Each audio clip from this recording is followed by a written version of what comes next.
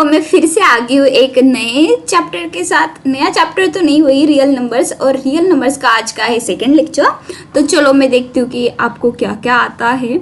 हमने real numbers में क्या क्या पढ़ा था, ठीक है। आपको जितना याद होगा उतना आप मुझे बता सकते हैं कि हमने लास्ट टाइम रियल नंबर्स में क्या पढ़ा था, ठीक है। हमने क्या क्या पहले नंबर्स के बारे में पढ़े, कौन नेचुरल नंबर्स है, कौन होल नंबर्स है। उसके बाद हमने पढ़े कि ये जो इक्वेशन है a=bq+r, उसमें कैसे साइन पुट कर सकते हैं और कैसे वैल्यू फाइंड आउट कर सकते हैं। तो चलो अब हम आगे बढ़ेंगे।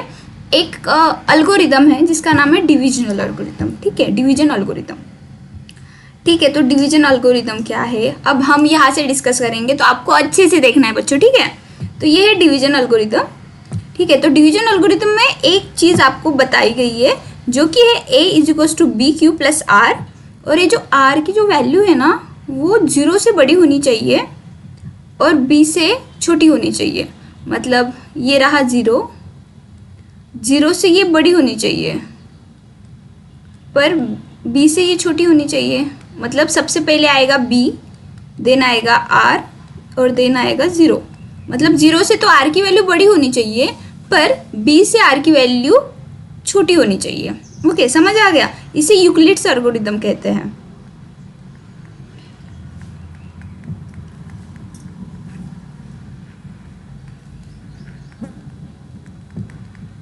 तो इसकी ये प्रॉपर्टी है बच्चों, और ये याद रखो, ये बहुत इंपॉर्टेंट है इस प्रॉपर्टी, ठीक है। अब उसके बाद हम जाएंगे एचसीएफ में। एचसीएफ क्या होता है? Highest common factor. आपने अभी तक सीखा होगा, नहीं सीखा होगा तो भी मैं आपको बता रही हूँ। और हमेशा याद रखो ये क्वेश्चन आपके बोर्ड एग्जाम में आएंगे, ठीक है, एचसीएफ वाले। तो अच्छे से देखो कि एचसीएफ कैसे निकालना है, ठीक है। अभी यहाँ पे एक नंबर दिया है 60 एंड 100, तो मैं आपको इसका एचसीएफ निकाल के दिखाती हूँ, ठीक है। अच्छा चलो, क्या है? फाइंड, एक मिनट बच्चों,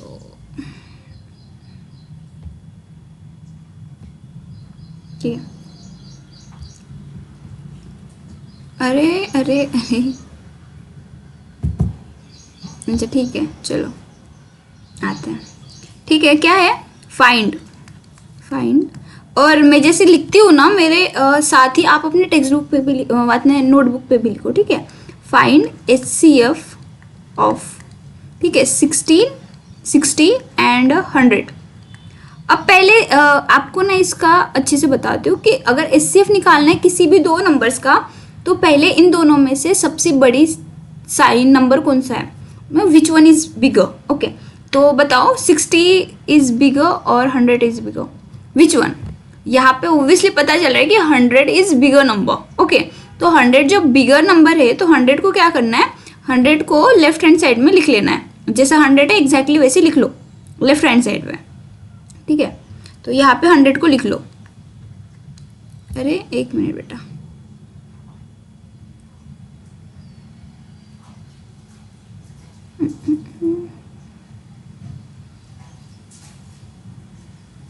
ये देखो 100 को अब यहाँ पे लिख लो, लिख लिए। अब मुझे बताओ कि 60 में कितना जोड़ू, या मतलब किस 60 में कितना मल्टीप्लाई करूँ या कितना जोड़ू तो मेरा 100 होगा। बताओ, कुछ याद आ रहा है? अगर 60 में अगर मैंने 2 मल्टीप्लाई कर दिया तो वो तो 120 आ रहा है ना मैम।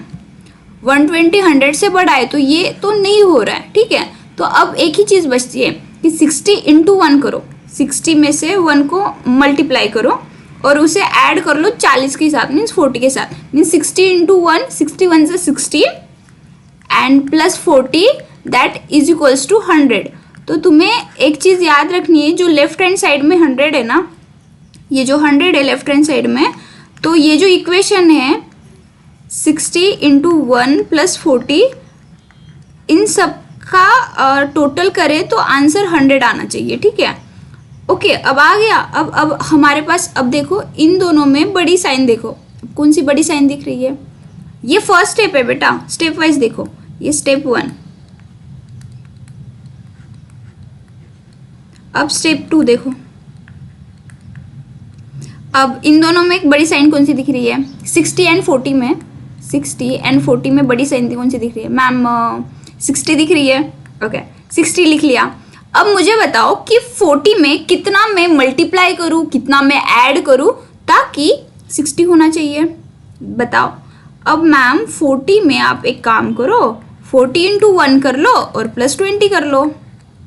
समझ आया? समझ आया क्या, बताओ। ठीक है, 60 में अगर 40 देखो 40 × 2 किया तो 41 × 40, 42 × 18, ओके 80 हो गया। बट 80 तो 60 से बिग नंबर है ना, तो हमें क्या करना है, ये जो 40 है 40 को एक 1 से मल्टीप्लाई कर दो।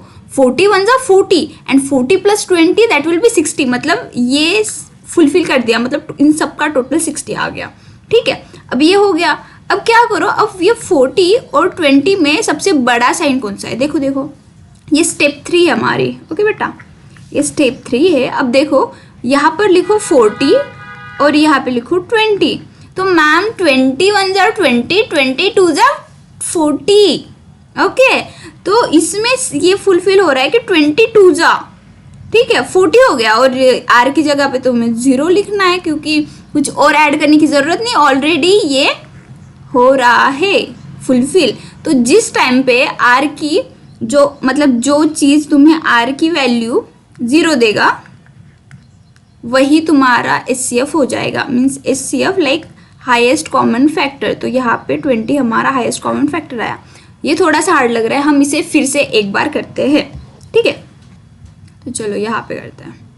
ठीक है, SCF ऑफ 60 एंड 100, इन दोनों में स्टेप 1, इन दोनों में बिग साइन देखो कौन सी है, 100।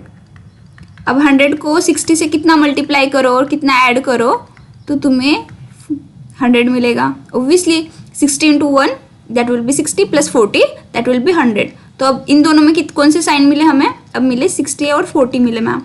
अब 60 और 40 में बिग साइन देखो, स्टेप 2, बिग नंबर कौन सा है बेटा, बिग नंबर है 60, तो लेफ्ट हैंड साइड में 60 लिखो। अब 40 में बताओ ये जो बचा 40 है इसमें कितना मल्टीप्लाई करो और कितना ऐड करो तो तुम्हें 60 मिलेगा। तो मैम मल्टीप्लाई अगर 2 किया तो 80 आ जाएगा, उससे अच्छा हम मल्टीप्लाई बाय 1 करते हैं और +20 करते हैं तो हमारा आंसर 60 आ जाएगा। फिर स्टेप 3 में फिर देखो कि ये फिर यहाँ पे कौन बचता है, 40 और 20। अब मुझे बताओ कि 40 और 20 में से बड़ा कौन है, मैम 40 है। अब यहाँ पे आ गया 20, अब बताओ कि 20 में कितना मल्टीप्लाई करें तो 40 आ सकता है, मैम 2। अगर यहाँ पे 2 आया तो ये डायरेक्टली 40 आया ना, तो आई यहाँ पे जो साइन हम जो भी लिखते नंबर वहाँ पे 0 आ जाएगा। तो ये जो इक्वेशन है, ये इक्वेशन ऐसा है, हमने पढ़ा था ना A = BQ + R। तो ये R की जगह पे ये सारी चीज़ें लिख रहे थे। तो यहाँ पे जब R की जगह पे 0 आया तो कब आया, जब हमने 20 के मल्टीप्लाई में हमें कुछ मिला। तो हमारा यहाँ से समझ जाता है कि SCF = 20 होता है। तो चलो अब हम ये टेक्स्ट बुक में भी देखते हैं। ओके देखो, तो टेक्स्ट बुक में देखो कितना आ रहा है, सेम सेम सेम। तो यूक्लिड्स एल्गोरिथम के हिसाब से, ठीक है, तो divisor at this stage is 20। तो यहाँ पर जो है तो ये है 20, ठीक है। तो ये है यूक्लिड्स एल्गोरिथम, और यूक्लिड्स एल्गोरिथम को बेटा ऐसे ही सॉल्व करते हैं, ठीक है। अब मैं आपको इसके एग्जांपल दूंगी और आपको आज SCF ही ट्राई करना है। अगर आप सोच रहे हो ना कि मैम बड़े स्लो सिखा रहे, नहीं बेटा, जब तक आपके पूरे डाउट्स क्लियर ना हो जाए ना, स्कूल में कितने भी फास्ट पढ़ा दो, आपके डाउट्स क्लियर नहीं होते। और मैं यहाँ पर इसलिए हूँ ताकि आपके डाउट्स क्लियर हो। आपको नंबर्स लेने हैं 550+ बेटा, समझ रहे हो। तो आपको पहले यही काम करना है कि SCF जो है उस पर अच्छे से कमांड करनी है। जितने अच्छे से आपको कोई भी अगर मैं नंबर दूँ ना, आपने SCF निकालना ही चाहिए। तो अब हमारे पास नंबर है, एक है 50 और एक है 70। अब आपकी जिम्मेदारी है मुझे 50 और 70 का SCF निकाल के दो। पहले मैं आपको ये निकाल के देती हूँ, ठीक है। तो पहले क्या करना है अपने को,